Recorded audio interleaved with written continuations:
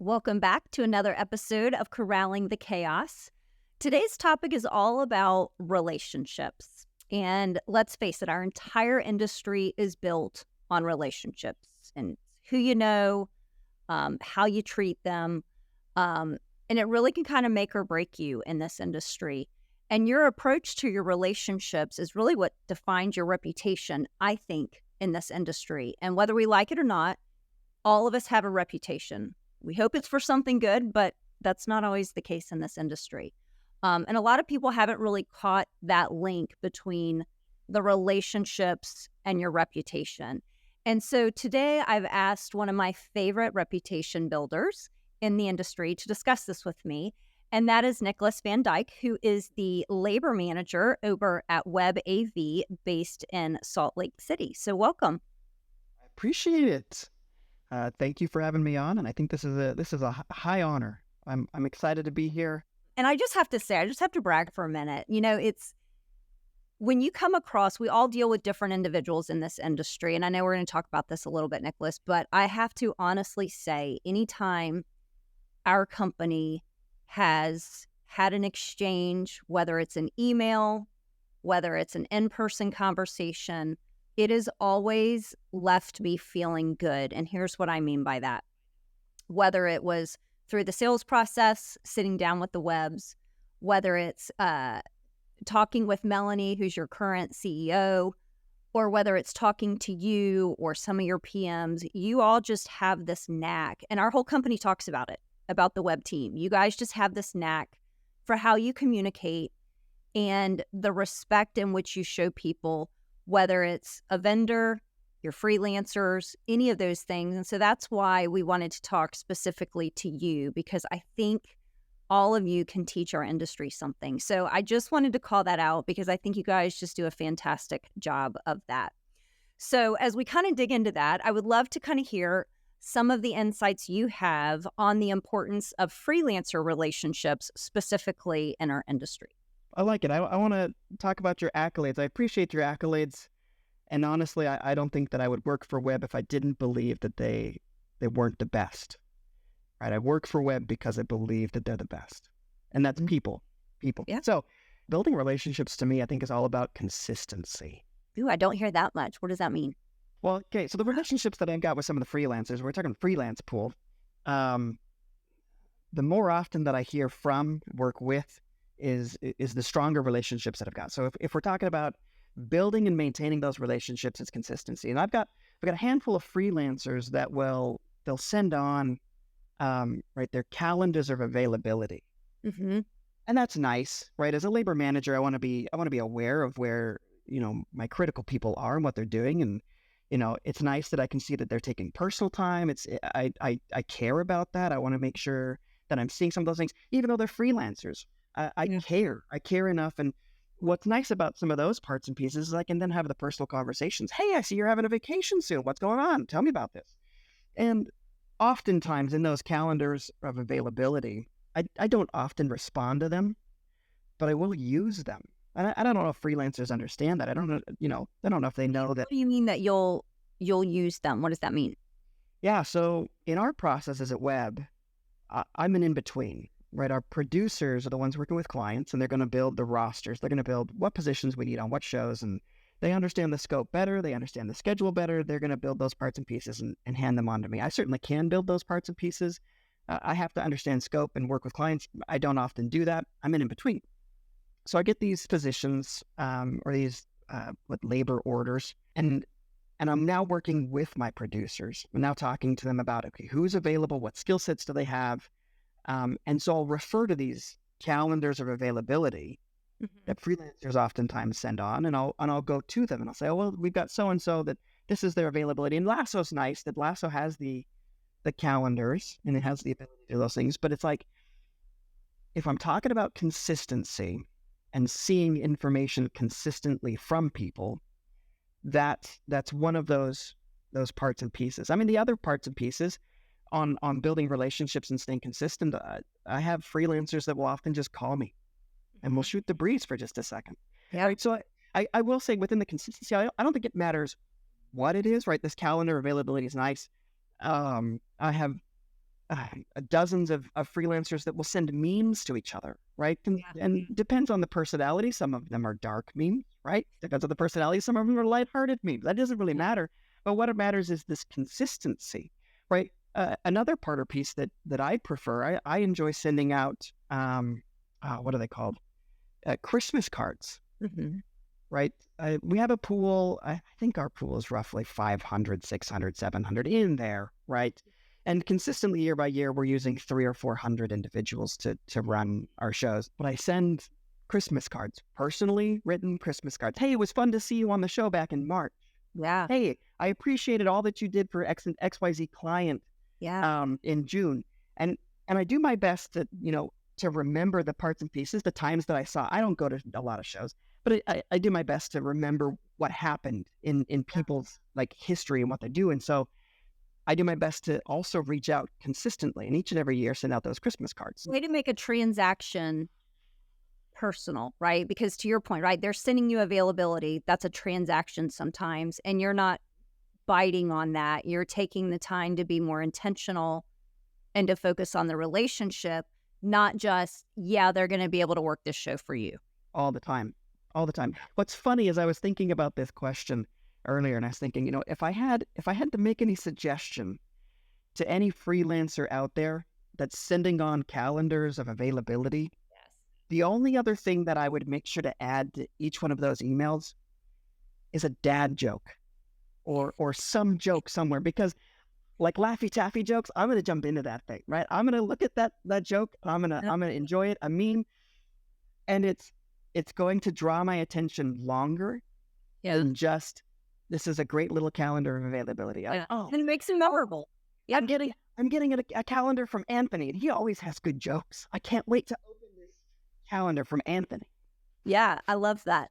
It seems like it comes natural to your entire team in it's little things, it's the subtleties, it's the niceties. It's like, I remember we got an incredibly over-the-top kind email from one of your project managers, and it wasn't short. It was quite long, and he took the time to thank us. We're the vendor, right? You're our customer.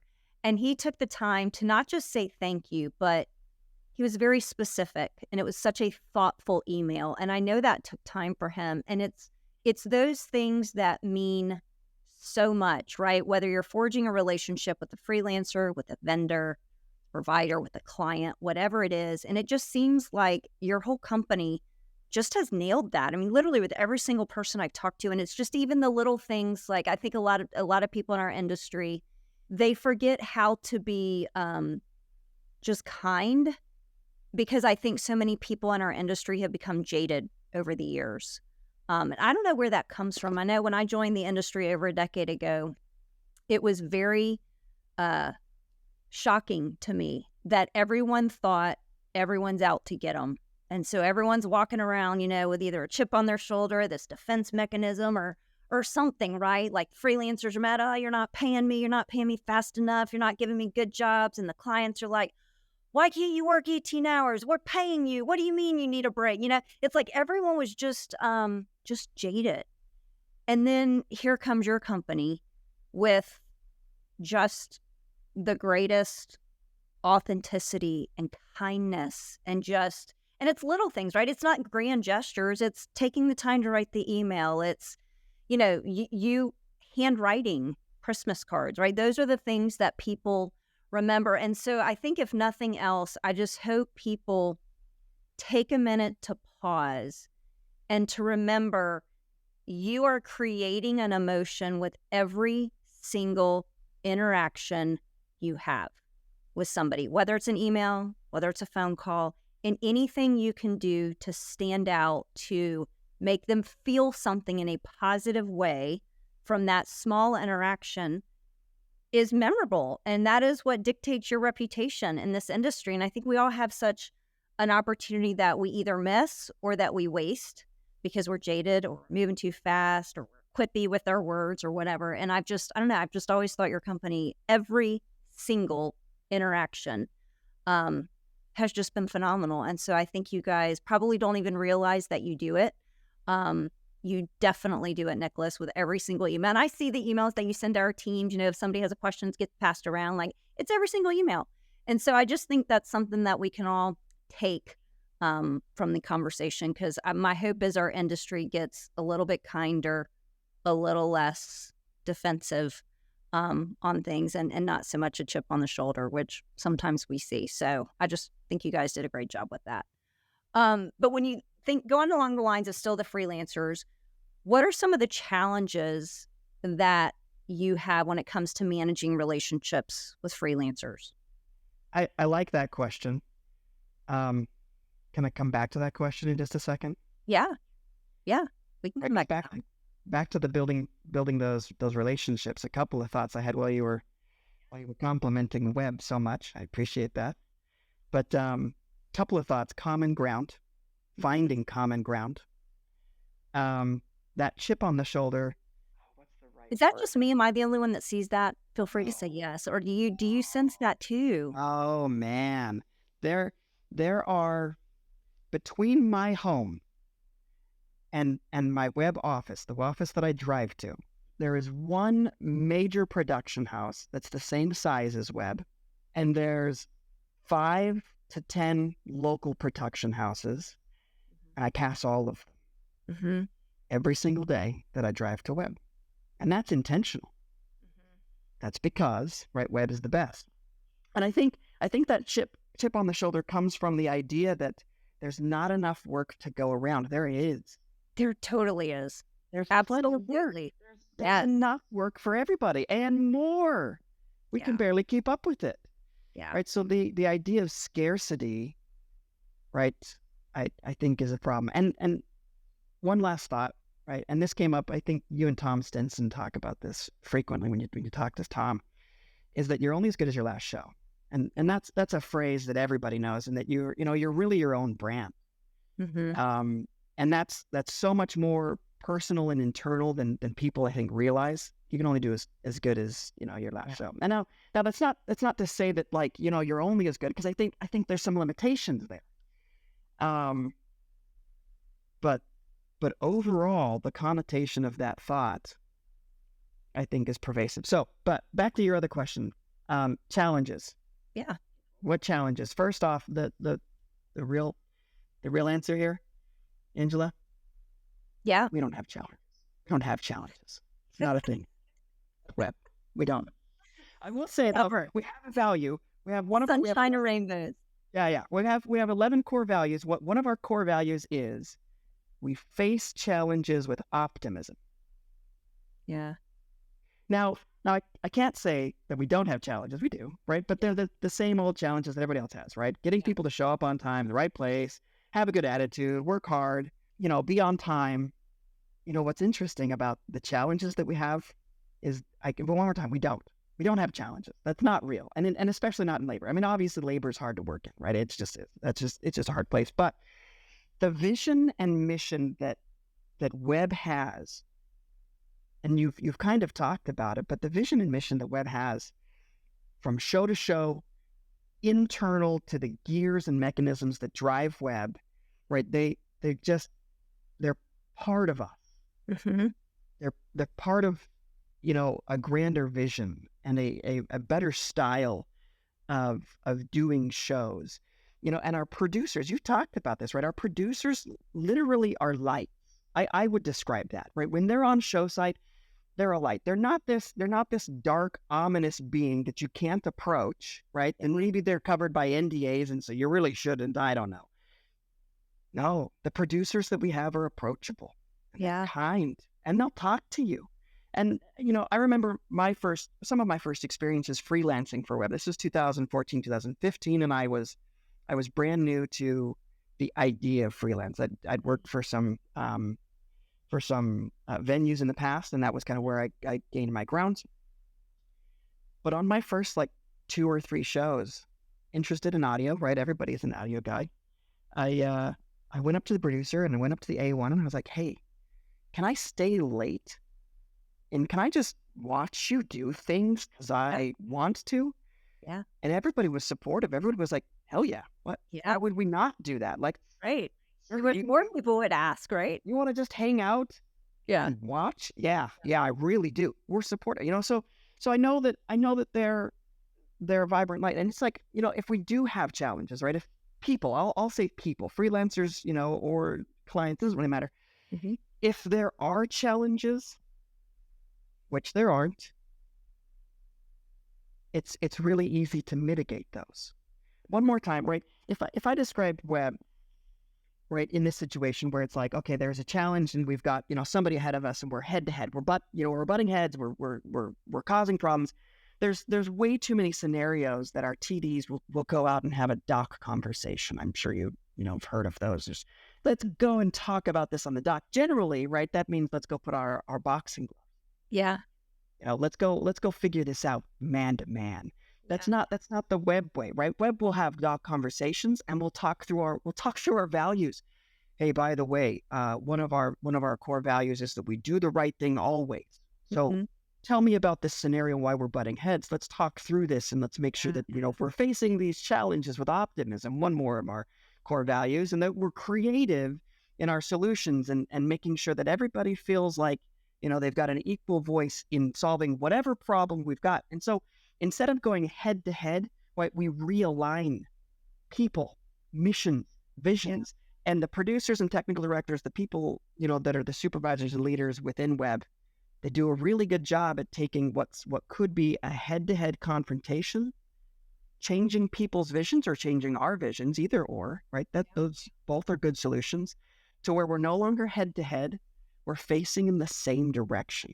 Mhm. And now with two people working for a common goal, we can accomplish it easier, faster, better, Yeah. and we just realign that. And What takes the personalities out of it, right? You're pointing to the core values, which each of you as individuals have signed up for separately and agreed to, but it takes your own personality and opinions out of it, right? It kind of makes it more objective.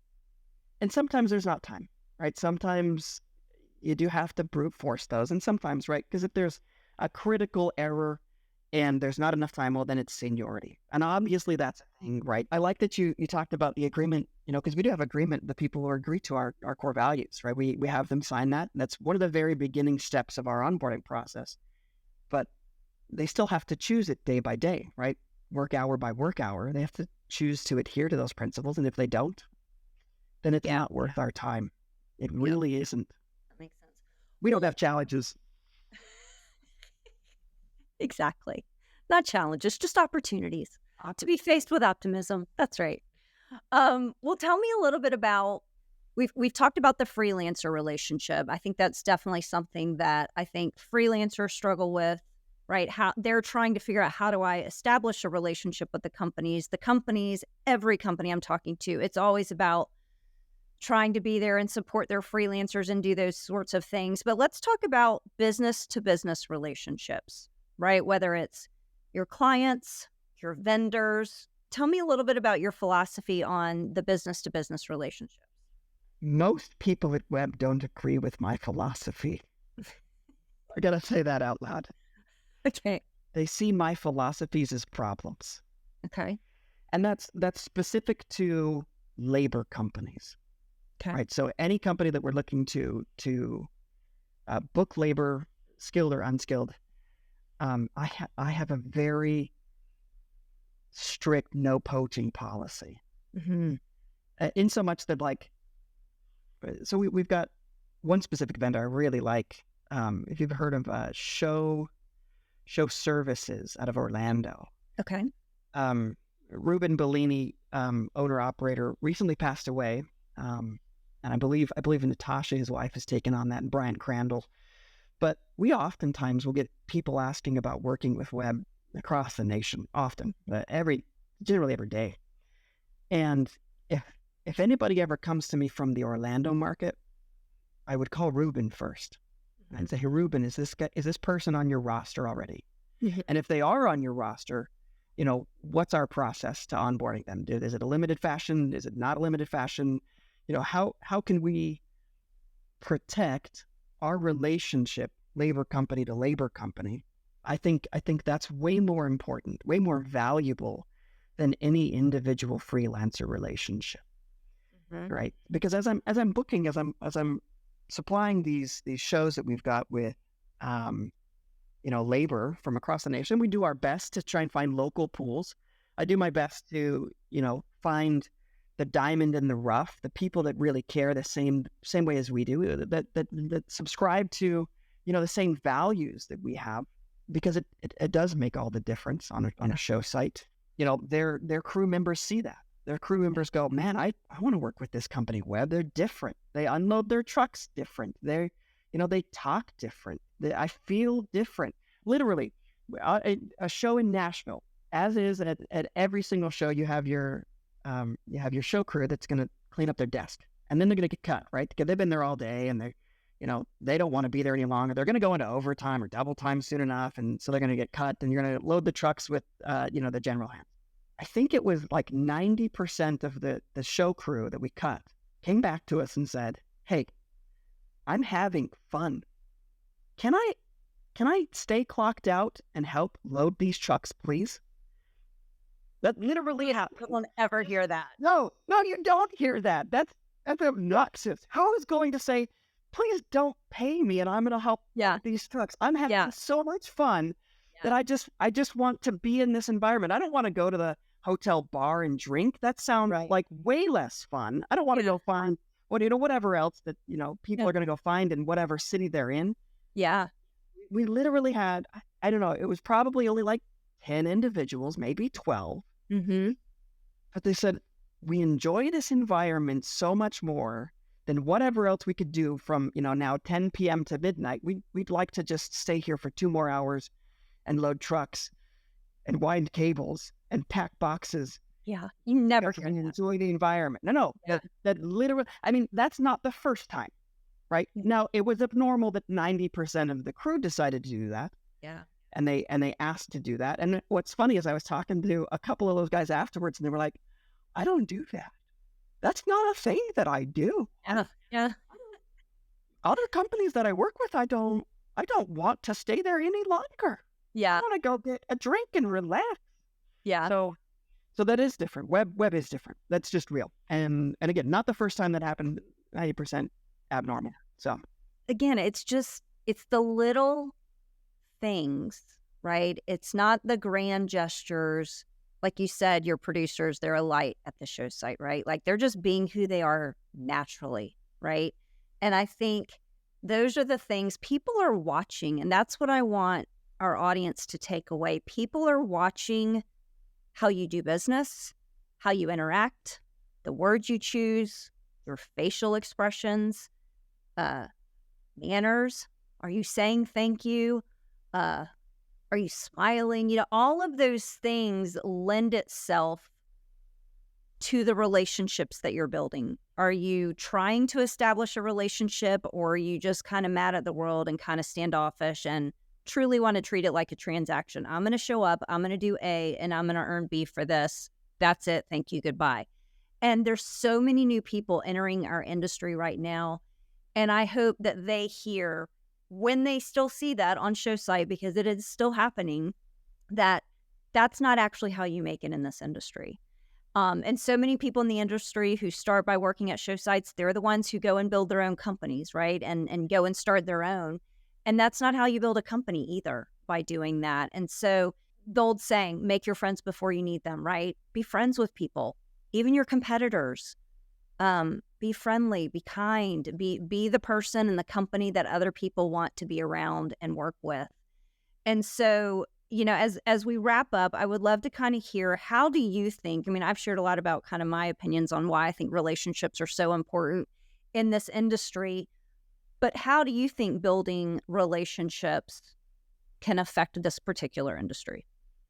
First off, I'd like to hear more of your opinions. That was originally why I reached out. I wanted to learn.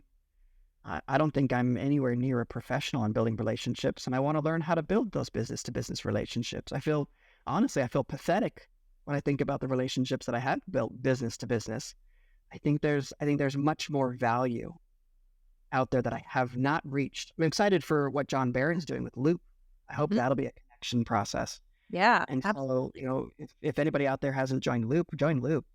Go ask questions. I posted some questions about the core values that Webb has just yesterday, and I hope that's generated some conversation. I didn't check on that, but I'd love to hear your opinion about those business to business relationships. Angela, what do you do in business relationships to build and or maintain those, and which do you seek out? Which business to business relationships do you find most valuable? Well, I'm not used to people turning the tables on me here. But look at you, you just did.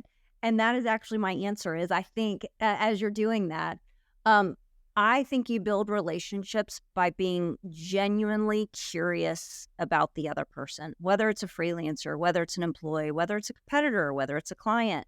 Um, my dad just had this skill that was like unlike anything else. Everyone wanted to be around my dad because all he did was ask questions about them, because he was genuinely interested in those people. And I think, again, kind of going back to, your relationship with freelancers, it's not just about their availability. It's like, hey, how are you? Like, hey, I really do want to know your kids' names. I really want to understand, where did they go to college, right? Because you're genuinely interested. And I don't think you can fake those things. So I think, my personal opinion is you can't fake it. If you're struggling, do your best to try, because I think you have to. But I think that just being curious about those around you and being aware and not just in your own head, your own world, whatever's going on, but understanding there's a big world going on around you. And again, whether that's an employee, rather than just stopping being like, hey, how are you? How was your weekend? Like genuinely like ask another question. Really, what'd you do? Tell me about it, I think getting people talking is another good way to do that, but it has to be because you really care. It can't be because you're just kind of going through the motions. So those are the things that I have found helpful, which I just quite honestly learned from my dad. And I'm just a curious person by nature. How do you see that affecting your business to business relationships, or do you perceive any difference? Like, and then I'm talking now events industry, not necessarily Yeah. your role, Yeah. but do you believe that there's a difference, in my relationship with freelancers compared to my relationship with a business? I don't. I think it's human decency. I think that's what people are attracted to, right? They just want to work with a good human being, that they like. That's one of the things like that we look for in our relationships, whether it's a partner, a customer, employee. It's like we want to do business with good people. We want good employees and just like being good and like you said, that optimism and just exuding what you want around you, right? And like we actually say no to business. We've actually fired customers, believe it or not, because they were really nasty to our employees, and we just chose as a business, we're not going to, no amount of business, no amount of money is worth that. I'm not going to put our employees through that. And we want to work with good people doing great things. And that's just kind of what we're going to surround ourselves with. And so I don't think it's any different in a business to business relationship. I think it's just being yourself and looking for people who are interested in the same things, doing the same thing. I would say the only difference in my purview, I'm going to be more forgiving with an individual than I am with a business, right? An individual, Great point. I'm going to do my best to understand their perspectives, be a little bit more forgiving, and maybe take some opportunities to teach if those are presented, right? If people are asking to be taught, right? I think that's important. But in a business to business, there's so much more at stake, right? We're talking larger labor orders. We're talking hundreds, thousands of dollars, maybe millions of dollars, depending on the size of your shows. There's more at stake with those relationships. And if there isn't human decency and geniality, Yeah. it's done. And again, that's what I do my best to look for locally and find those diamonds in the rough. Like, local to Utah, we've got a couple of companies we work with, Texas, Nashville, Yeah. Orlando. We do our best to find those local guys that really care about their people the same way that we care about our people and our shows. So I love that. I love that. Well, you probably know I end every show with one question, and that is, what do you hope for our industry? I hope for exactly what you asked about in these last questions. I hope to inspire a stronger network of professionals to come together, lined up side by side, like an offensive line, ready to tackle the creativity and production challenges to realize dreams of clients and ultimately turn faith into knowledge, empty rooms into magical spaces of experience and connection. There you have it. See what I mean?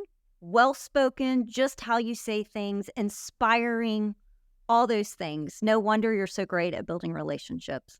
Thank you so much for being on the show. I'm making you blush, but it's all true. It really is for you and your entire team. So thank you. Seriously. Thanks for being on the show. And for those of you listening, if you like what you heard, be sure to hit subscribe. And if you have any questions, comments, or feedback, reach out to us at podcast@lasso.io. Thank you so, so much, Nicholas.